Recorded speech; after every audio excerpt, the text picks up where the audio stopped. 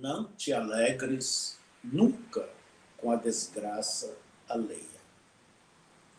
Aquilo que diz bem feito, não te alegres sobre isto.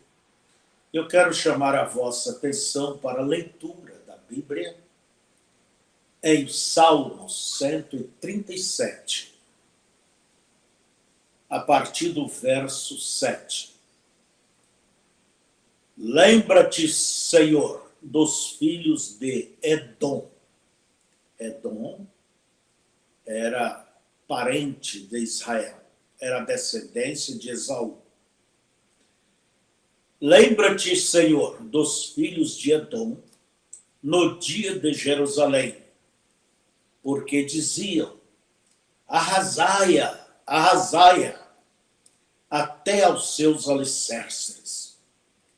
Ah, filha da Babilônia, que vai ser assolada, feliz aquele que te retribuir consoante nos fizeste a nós. Feliz aquele que pegar em teus filhos e der com eles nas pedras. Que o Senhor nos abençoe. Primeiramente, eu quero dizer a todos vocês, não é próprio de um cristão se alegrar com a desgraça, com os problemas, com as dificuldades alheias. Isso não provém de Deus. Um cristão não deve jamais aproveitar da vulnerabilidade de quem quer que seja irmãos na fé ou seja pessoas que não conheçam a Deus. Esse assunto de dizer bem feito, isso não deve jamais acontecer. E é justamente quando outros passam por dificuldades, têm suas lutas, têm seus problemas, é que você vai conhecer melhor o teu espírito, irmão. Não dele, não dela, mas o teu espírito. Como você olha para aquilo. E como Deus quer que você olhe para aquilo. O bom seria não olhar, mas às vezes não tem jeito de não olhar. Mas você questione a sua maneira. Um cristão, como eu estou dizendo, ele não aproveita das fraquezas, da vulnerabilidade, das dificuldades do próximo. Não, de forma alguma. Nós olhamos Davi. Davi, Saul sempre o perseguiu, desejava matá-lo. E Saul era o seu sogro. Saul tinha sido ungido por Deus e Davi também foi ungido pelo mesmo profeta, com o mesmo óleo de oliva. Davi, ele poderia se esconder atrás dessa unção e questionar o seu posicionamento. Ele não fez isso. Davi preferia fugir, se esconder, ir de um lado e a outro, sofrendo, mas entregou aquilo na mão de Deus. E quando Davi ficou sabendo da morte de Saul, o que fez Davi? Rasgou seus vestidos, se lamentou, chorou, jejuou. Ele não teve prazer na dificuldade, na morte, vamos dizer, de quem era seu inimigo. Não que Davi tinha Saul como seu inimigo, mas Saul tinha Davi como seu inimigo. O que fez Davi? Até mesmo matou aquele mensageiro que trouxe o recado da morte de Saul. Davi não se alegrou, Davi não jubilou, Davi não fez churrasco, Davi não deu risadas, não. Ele chorou. E sabemos que Davi era o homem segundo o coração de Deus. Mesmo Davi, certa vez, escondendo em uma caverna fugindo de Saul, e ali dentro daquela caverna, Saul foi, como diz na linguagem bíblica, aliviar os pés, entende? Aliviar o ventre, foi aos pés. Os amigos de Davi diziam: Deus te deu ele na mão, aproveite a oportunidade. Davi, ele foi devagarzinho, cortou a ponta do manto de Saul e o coração dele doeu. Ele viu que era Deus repreendendo ele. E ele não levantou a sua mão contra Saul. Ele não aproveitou aquela hora que Deus colocou aquele homem na sua mão. Davi não aproveitou. Agora, se você que me ouve gosta de aproveitar da vulnerabilidade das pessoas, isso não é um papel de um cristão, de uma cristã. Jamais. Jesus nos disse: quem com a espada fere, com a espada será ferido. Meta, Pedro, a tua espada na bainha. E o próprio Senhor Jesus nos diz que, com a medida com que medirmos, com que pesamos, nós seremos pesados, seremos medidos da mesma forma. Então, Deus, ele irá te tratar contigo na medida como você, como eu, como cada um de nós tratamos com os demais. Veja que o julgamento de Deus, não julgueis e não sereis julgados. O julgamento de Deus, ele é de acordo com o teu julgar. Então, não use, mesmo que você tenha razões, mesmo que você tenha Bíblia, mesmo que você tenha mensagem, não faça das coisas de Deus uma arma para humilhar, para matar, para aproveitar, para pisotear. Como diz o irmão Brana, que a atitude de um cristão é ajudar. Ajudar como? Pelo que é certo, pelo que é bíblico, usando da Bíblia, mas com o espírito correto, com motivos e objetivos certos. Então, nós vamos falar um pouco agora sobre os idumeus, Edom. Edom, nós sabemos que era parente de Jacó, era irmãos, era descendência de Esaú, porque Rebeca teve filhos gêmeos. E aqueles gêmeos vinham lutando no ventre dela antes de nascerem. Ali estavam eles já pelejando. E isso é um bom quadro mostrando que há o cristão espiritual e o cristão carnal, vamos dizer assim, carnal. Ambos nascidos de pais santos. Ambos vieram do mesmo ventre. Ambos dormiam, vamos dizer, no mesmo berço. Ambos cresceram debaixo da mesma tenda. Agora, nós vemos que sempre houve uma hostilidade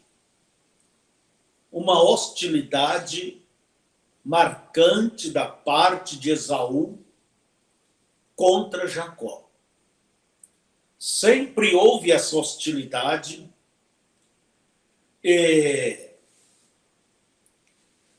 quando, um certo dia, Esaú chegou com fome em casa, a mãe não estava, não havia nada, vamos dizer, fosse hoje, na geladeira. E o que fez? Saul ou Jacó estava fazendo um guisado ali, um feijão vermelho chamado lentilhas, né? E o que fez Esaú?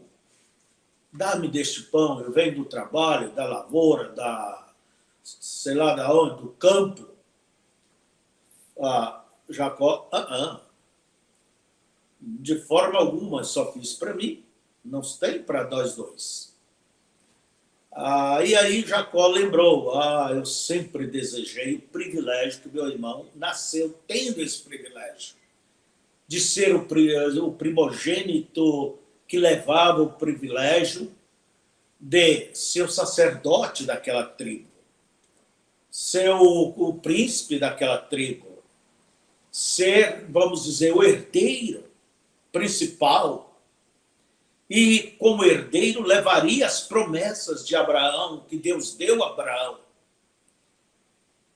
Levaria, o Cristo viria por aquela linhagem. Mas Esaú era aquele tipo que não importava muito, como vocês sabem, com os privilégios que Deus lhe havia dado. E o que Deus olha é a fé, enquanto Jacó suspirava por aquilo, mostrando que ele tinha fé nas promessas. Por isso Deus disse, amei a Jacó e aborreci a Esaú. Deus olha pela fé. Mas vamos ver, sempre houve hostilidade. Quando Jacó, usurpando o papel do seu irmão ali, junto com sua mãe, recebeu a bênção de Isaque,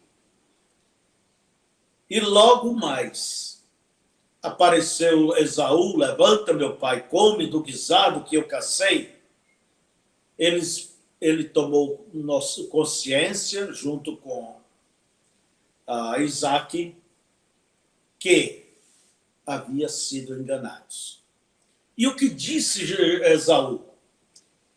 Vai chegar o dia que meus pais vão morrer, e então eu me vingarei do meu irmão. Jacó se foi para Padã-Arã, e lá casou, e lá ficou muitos anos e anos. Mas aquela vingança no coração de Esaú nunca se apagou. Até que Jacó, Deus mandou que ele retornasse, e Jacó sabia que tinha que enfrentar o seu irmão. E quem era ele para enfrentar o seu irmão? Quando ele mandou um recado para saber se seu irmão estava bem, seus pais, Esaú disse, agora é a minha vez. Se armou e veio contra Jacó. E Jacó, sabendo que seu irmão era aquele tipo que não perdoava, era um homem que não esquecia os desafios, não esquecia de sua vingança, Jacó disse, Senhor, me livre, eu tenho medo do meu irmão. E ele chorou ali no vale de Jaboque, e Deus entrou em cena e mudou o quadro. Então, este é Esaú, mais tarde conhecido como Edom. Este mesmo Edom que o salmista, 1000 anos antes de Cristo, ele disse, lembra-te, Senhor, dos filhos de Edom, no dia de Jerusalém, porque diziam, arrasai-a até os seus alicerces. Quer dizer, destrua totalmente. Lembra, Senhor, quer dizer, veja o coração de Edom.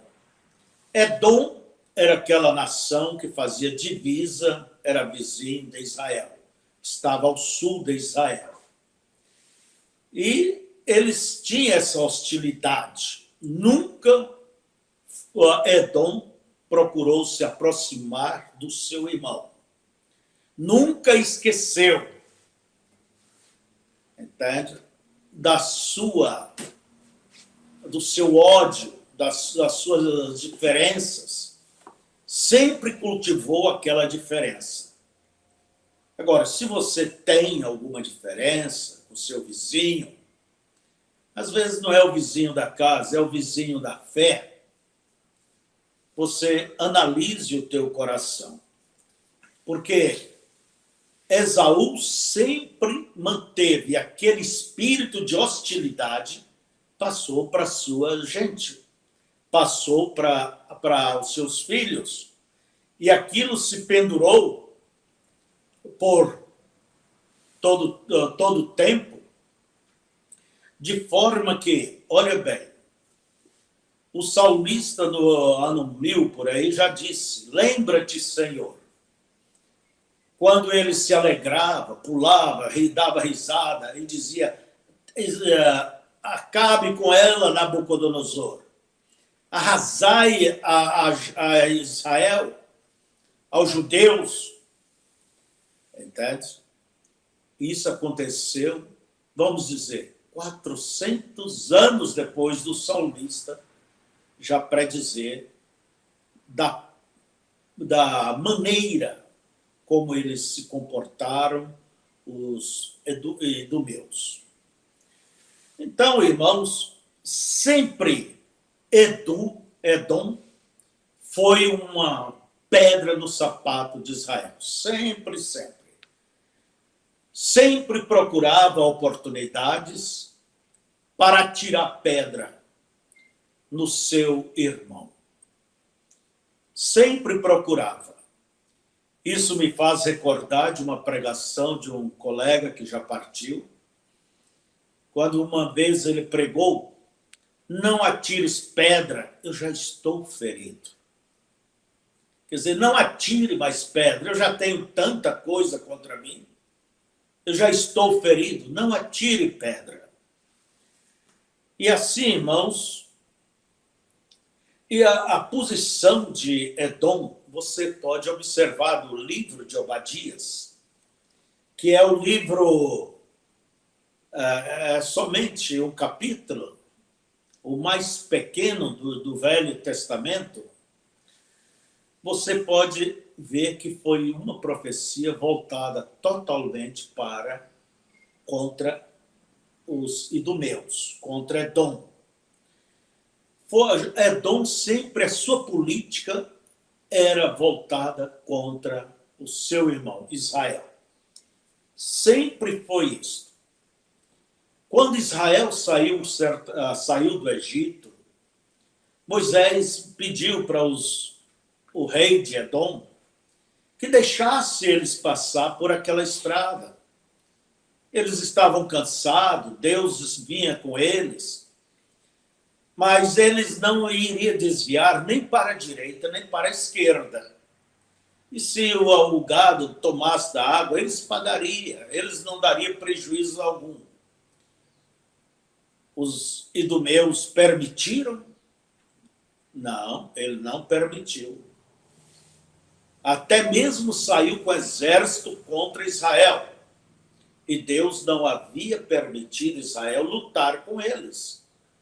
Foi necessário que Israel fizesse uma longa volta, rodeando todas aquelas montanhas de Seir, a nação de Edom, para não pisar nos terrenos deles.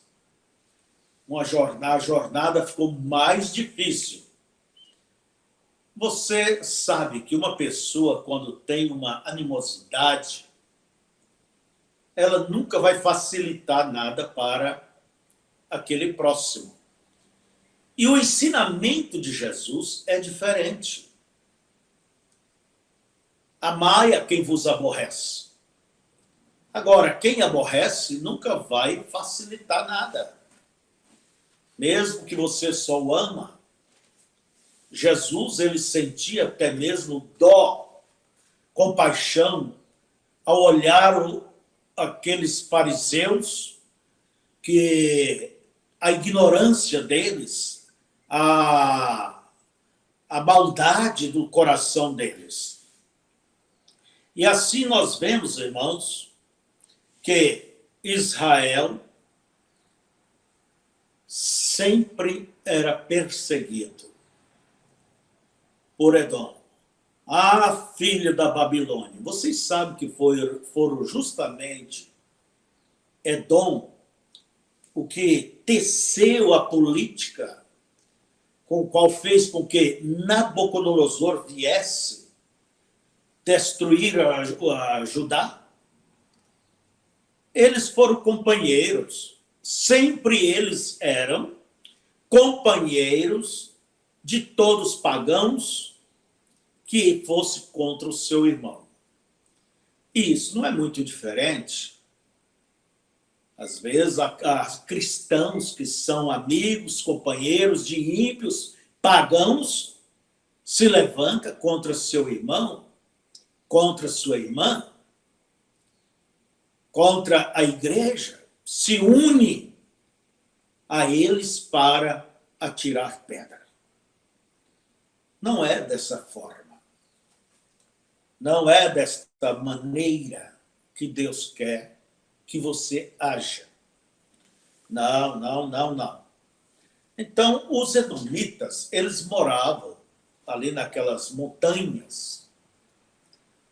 O país deles era um lugar de difícil acesso às suas cidades. Para chegar na sua capital, para chegar ali em certos lugares, era um caminho pequenino, um estreito, um carreiro. Então, eles se achavam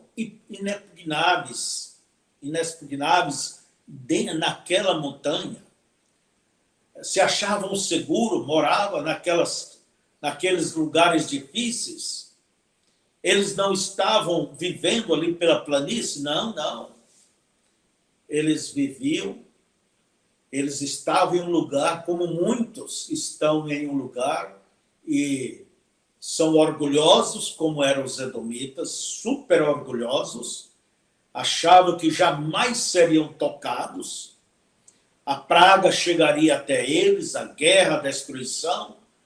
E há muitas pessoas também que se acham, estão num posto, em uma posição tão alta, acha que jamais o mal chegará a eles.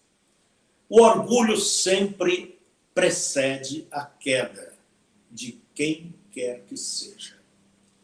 O orgulho, a pessoa está em um posto e acha que ninguém pode lhe tocar, ninguém pode lhe derrubar, que ele está sempre salvo, e, aproveitando da sua posição, pisa, massacra, humilha aqueles que estão mais embaixo.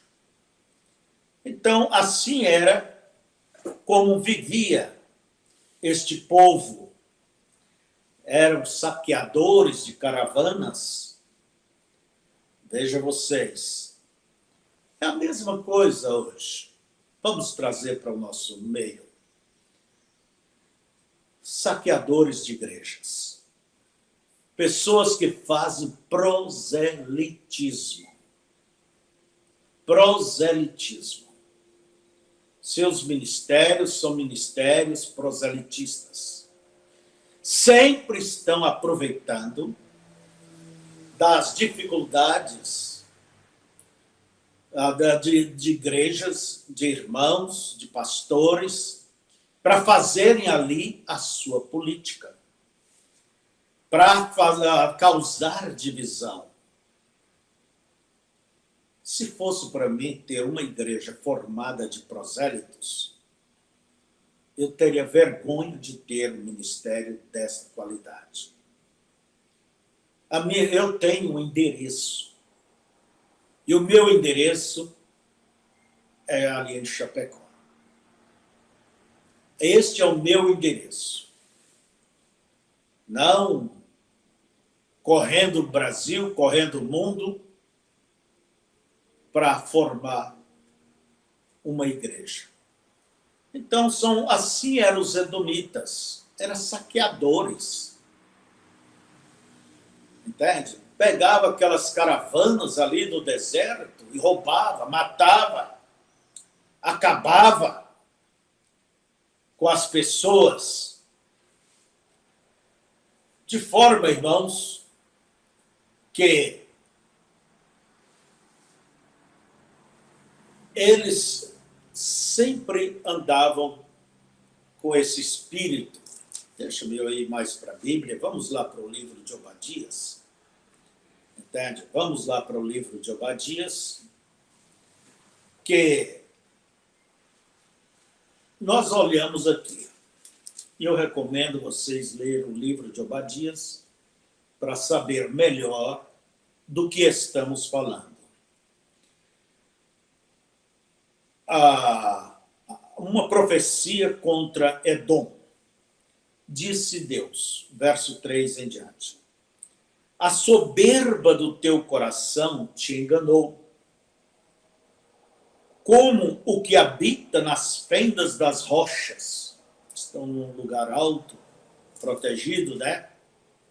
Na sua alta montanha morada, que diz em seu coração: quem me derribará em terra? Quem vai me derrotar? Então, daí Deus fala sobre os seus confederados, e aí por diante. E no verso 10 diz assim: por causa da violência feita a teu irmão Jacó. Obadias viveu, creio que lá pelo ano 800 e pouco antes de Cristo. Mas por causa da violência feita a teu irmão Jacó, cobrir-te-á a confusão e serás exterminado para sempre. No dia em que estiveste em frente dele, no dia em que os forasteiros levavam cativo o seu exército, e os estranhos entravam pelas suas portas e lançavam sorte sobre Jerusalém, tu mesmo era um deles. Quer dizer, quando Nabucodonosor, com seu exército, veio contra Jerusalém, ali estava o parente de Jacó, ali estava o irmão de Israel, junto com ímpios, para quê? Para ajudar os pagãos a acabar com Israel. E lançava sorte sobre Jerusalém, tu mesmo era um deles. Mas tu não devias olhar para o dia de teu irmão, no dia do seu desterro, nem alegrar-te sobre os filhos de Judá, no dia de sua ruína, nem alargar sua boca, quer dizer, dar risadas, no dia da angústia. Deus castigou Israel por causa dos seus pecados. Mas é como um pai. Você castiga o seu filho, a sua filha, entende? Você pode reclamar, falar dele, não está bem isso, brigar, mas você não gosta que estranho toque neles. Deus castigou Israel, mas Deus não permite, não achou bom que os estranhos, vamos dizer, ainda mais Edom, que era um irmão de fé, fizesse isso. Por isso, não é próprio um cristão se ajuntar ou se alegrar com as dificuldades de quem quer que seja. Não é só de irmão, não. Mesmo do ímpio, você não deve ter prazer nas dificuldades, nos problemas, nos prejuízos. Você deve realmente é orar por eles, sentir misericórdia. Esse é o espírito cristão. Essa é a maneira cristã. Agora, eu faço essa pergunta. Como é que você se porta quando alguém, que você não vai muito com a cara daquele alguém, e esse alguém toma um prejuízo, se acidenta, tem o seu lar acabado, sua saúde. Como é que você olha para tudo isso? Lembre que Deus está olhando para sua maneira de olhar. Sua maneira de olhar. Olha bem aqui. Deus dizendo, tu, quer dizer, tu, Edom, não devias olhar para o dia de teu irmão no dia do seu desterro, nem alegrar-te sobre os filhos de Judá no dia de sua ruína, nem alargar a tua boca no dia da angústia, nem entrar pela porta do seu povo no dia da sua calamidade. Sim, tu não devias olhar satisfeito para o seu mal no dia da sua calamidade, nem estender as tuas mãos contra o seu exército no dia de sua calamidade, nem parar nas encruzilhadas para exterminares os que escapassem, nem entregar os que lhe restassem no dia da sua angústia. Quer dizer, Edom se uniu aos pagãos, que Deus permitiu vir contra Israel, e ele conhecia-lhe os caminhos. O que fez? Ajudou de toda maneira os inimigos a exterminar. Parava nas encruzilhadas, parava pelos caminhos, pelas passagens, e prendia as pessoas que vinham fugindo, famílias, crianças, homens, mulheres. Pegava e entregava a morte na mão do inimigo. Quer dizer, cooperava.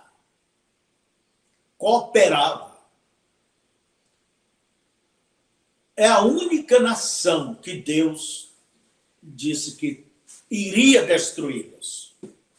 E isso aconteceu já dentro da era cristã. Foi totalmente destruída. E hoje aquela nação de Edom, que é onde eles moravam, é um puro deserto, é pura pedra. Ficou, como disse Deus, como Sodoma e Gomorra. Ficou inabitável. Por quê? Deus, ele julga aquilo que vai dentro de cada um. E Deus não gostou e nem gosta que você olhe, que eu venha olhar com prazer para a desgraça de ninguém. Não, não, não, não. Então, irmãos, nós vemos que o próprio Deus, ele diz em Provérbios 24, deixa eu ver se eu acho, que a gente não deva achar bom nem com as dificuldades, a desgraça do ímpio. Olha bem aqui. Provérbios, capítulo 24, verso 17. Quando cair o teu inimigo, não te alegres. Nem quando tropeçar, se regozije o teu coração. Para que o Senhor isso não veja, e seja mal aos seus olhos, e desvie dele a sua ira.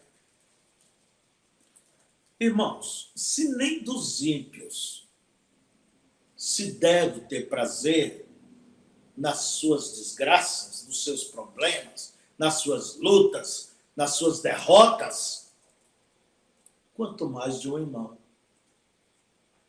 Quanto mais de um irmão. Por isso que o juízo pesou sobre Edom. E eu sei que do que estamos tratando nessa manhã é um pequeno passo, porém, de todos que querem chegar mais perto de Deus. E é o que nós estamos preocupados em trazer a vocês, é aquilo que vos aproxima de Deus, que lhe faz ser um melhor cristão, a melhor cristã. Agora, não estamos preocupados com outras coisas. Vamos ocupar com o nosso dia a dia, nossa vida cristã, com o nosso homem interior. E aqui estão os conselhos das Escrituras nos mostrando para nunca aproveitarmos para humilhar quem quer que seja, para se pôr ao lado de um ímpio, por mais que um cristão possa errar. Sempre eu tive essa posição.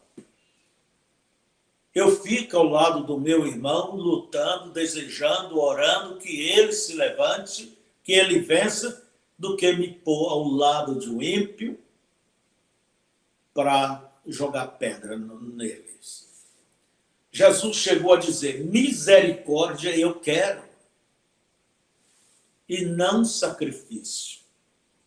Quando levaram aquela mulher que foi apanhada em adultério, eles já levaram as pedras nas suas mãos, foram encontrar com Jesus e disse, olha, apanhamos essa mulher em pleno adultério, o que vamos fazer? A lei nos manda apedrejar. Tem que cumprir a Bíblia. Tem que cumprir a Bíblia. Mas você sabe que a Bíblia é como se não existe para uma pessoa que não tem motivos e seus objetivos puros, corretos. Não, a Bíblia pode usar Bíblia, usar parágrafos de mensagem, como se não tem nada. Isso é o que disse o profeta, creio que na mensagem de inspiração, lá por parágrafo 5. Então, Jesus chegou a dizer, misericórdia eu quero, e não sacrifício. Vá, aprenda. Estava Jesus apoiando o adultério daquela mulher? Não.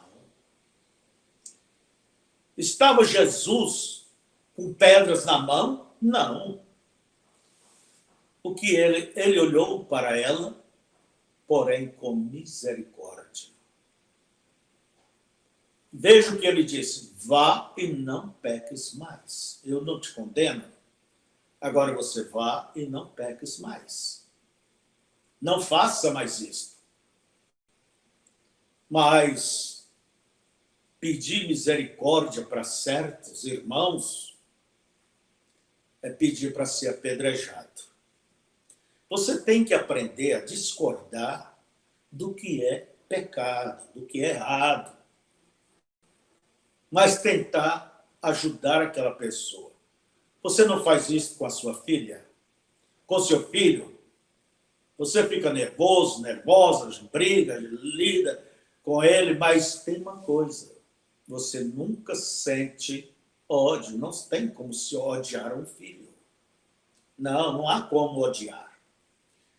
Você discorda dos seus erros. Isso me faz lembrar de Juscelino Kubitschek. Ele era pai de duas filhas. Era um amigo e ele dizia, filhas, vocês não errem. Ele era um homem duro.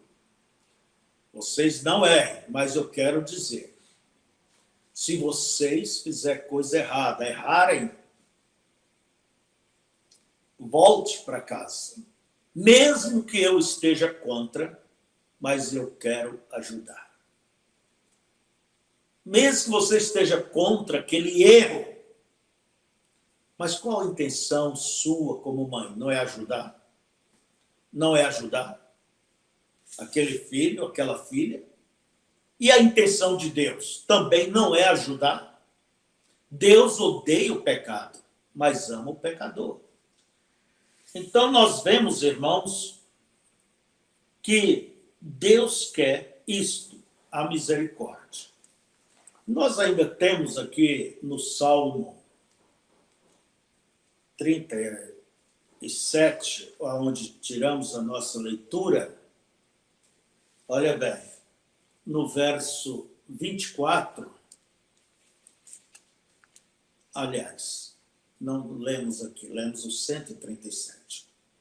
Ainda que caia, verso 24, não ficará prostrado. Quem? Os passos de um homem bom são confirmados pelo Senhor e ele deleita-se no seu caminho. Ainda que caia, não ficará prostrado,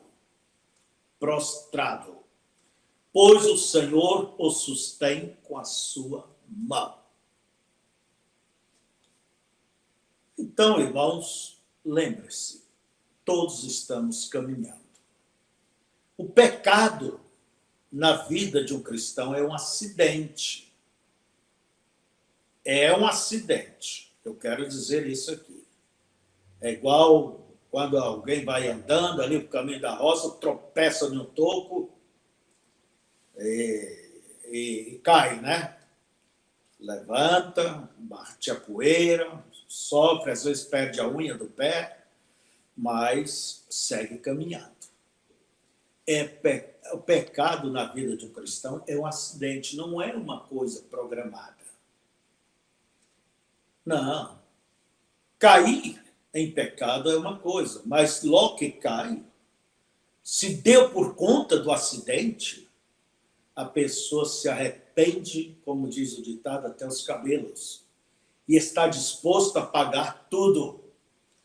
Agora, se a pessoa vive, esconde aquilo, é como diz a Bíblia, essa pessoa vai viver em pecado. Vai viver em pecado. E às vezes acontece isso, vive em pecado sobre os púlpitos, vive em pecado tomando da ceia, minha irmã, meu irmão, entende? Você não deve admitir pecado na sua vida. Cair é uma coisa, agora viver é outra história.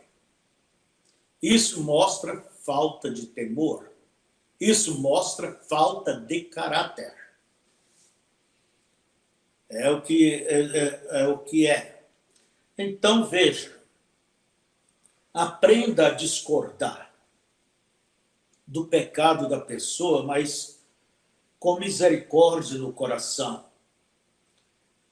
Por quê?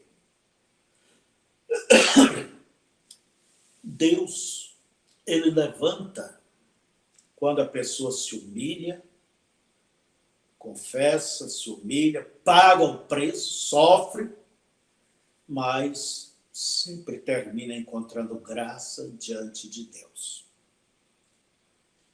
Sempre termina encontrando a graça perante o Senhor.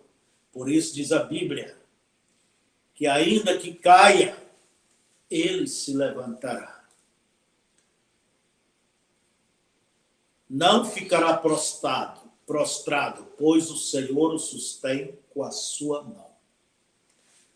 Então, amados, nós vamos olhando isso aqui, e ainda nós encontramos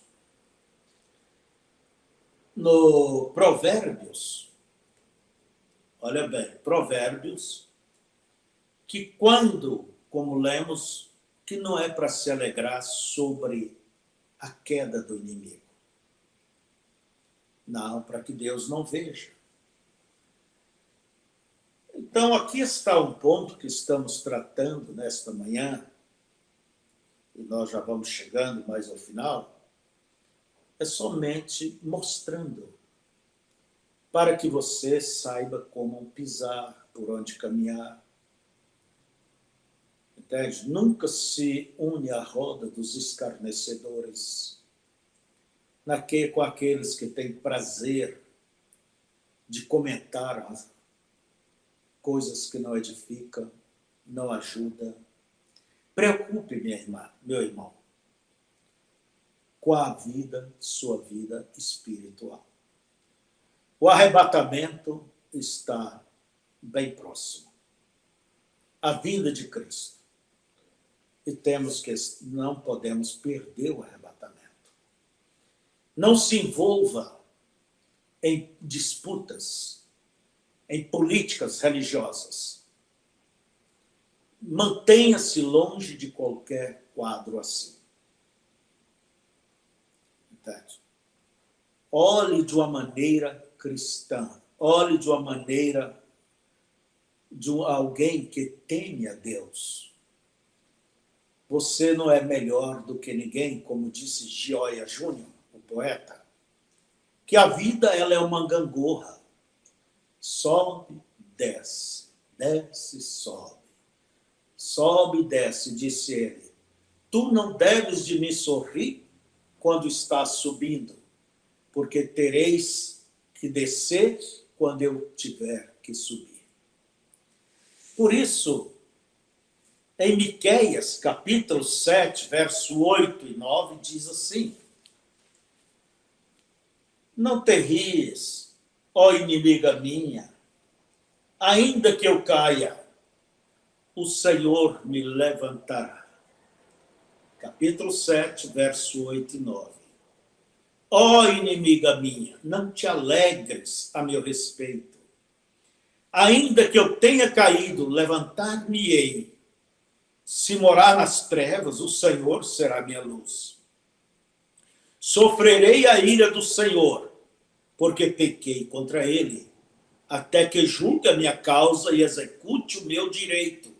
Ele me trará a luz e eu verei a sua justiça. E a minha inimiga verá isso e cobrir-se-lhe-á de confusão. E que ela me diz: onde está o Senhor teu Deus? Os meus olhos a verão sendo pisada como a lama das ruas. Então, cair é uma coisa. Paga-se o preço, as consequências. Mas Deus levantará. Quando há o arrependimento, quando há sinceridade, quando há confissão, quando há reparação. Agora, quando, como eu dissemos na vez passada que fizemos a escola, eu não sei qual é o primeiro pecado, o primeiro erro que qualquer pessoa, qualquer um pode cometer.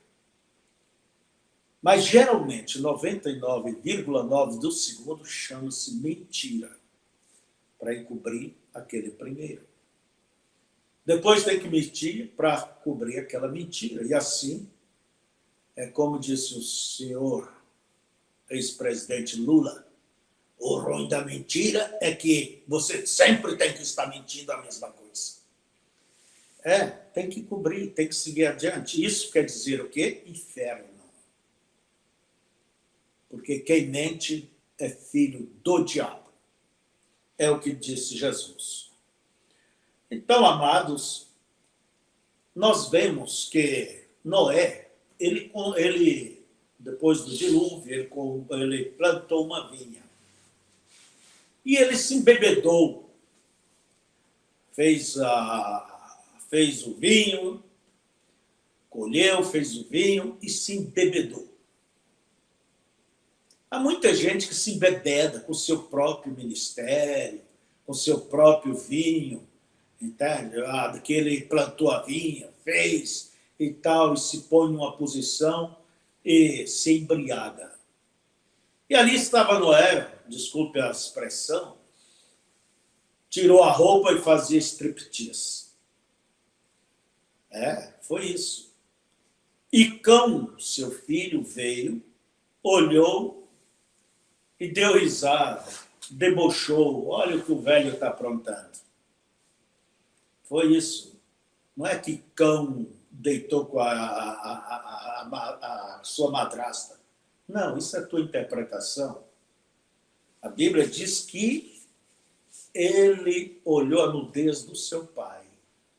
Foi desrespeitoso. E às vezes Deus permite você olhar a nudez de um irmão, de uma irmã, mas não seja você um cão. Quer dizer, não olhe como aquele homem olhou com desrespeito. Veja, Sem e Jafé, o que eles fizeram? Pegaram o lençol e com o rosto virado, eles não queriam ver aquilo, eles ajudaram. Cobriram seu pai. E quando seu pai voltou daquela bebedeira e tomou consciência do que passou, ele errou, mas ele não perdeu a autoridade. Ele amaldiçoou aquele filho por causa do desrespeito. Então, você tem que saber olhar para a nudez de uma pessoa. Como você olha? Como você olha para essa fraqueza? Como você olha para a dificuldade do teu vizinho? Como você olha para a dificuldade daquela igreja? Daqueles irmãos? Como você olha? Com prazer? E não só olhar, mas há pessoas que aproveitam. É hora de eu aproveitar, fazer um proselitismo, atender quem busca minha ajuda e fazer isso e fazer aquilo. Olha, isso não é próprio de um cristão. Ainda mais se intitula de pastor. Que Deus abençoe, que Deus nos ajude. Eu peço a cada um, incline a sua fronte. Vamos orar. Pai, aprendemos, Senhor, algo que o Senhor quer de cada um de nós. E o Senhor disse que os olhos e a luz é a candeia do corpo. Não é olhar, mas é como olhamos. Se teus olhos são bons, todo o teu corpo será luz. Se teus olhos são maus, quão grandes são as trevas em você. Ó Deus, vivemos num mundo cheio de problemas, dificuldades, nós mesmos, cada um tem os seus elos débeis, tem suas lutas, tem seus problemas, mas uma coisa é certa, cada um está querendo chegar ali, uns se arrastam, vai se arrastando com todas as suas forças, outros caminham bem, Pai. O importante é que todos cheguem ali. Ajuda-nos, Senhor. Não queremos ser julgados, por isso não nos deixe estar julgando, condenando, fazendo, Senhor, como fez Edom, que ninguém tem esse espírito de maldade. Arrasai, acabe com tudo, destrua tudo. Pai, ter prazer na desgraça alheia, na desgraça do seu irmão, da sua irmã, livra-nos, Senhor, livra a todos deste espírito. Então aqui está, Pai, eu entrego em tuas mãos, juntamente com todos os nossos ouvintes. Que o Senhor os abençoe, que cada um preocupe consigo como caminhar de uma maneira agradável ao Senhor. Que o Senhor dê graças, Senhor. Dê graças ao Pai, em nome de Jesus Cristo. Amém.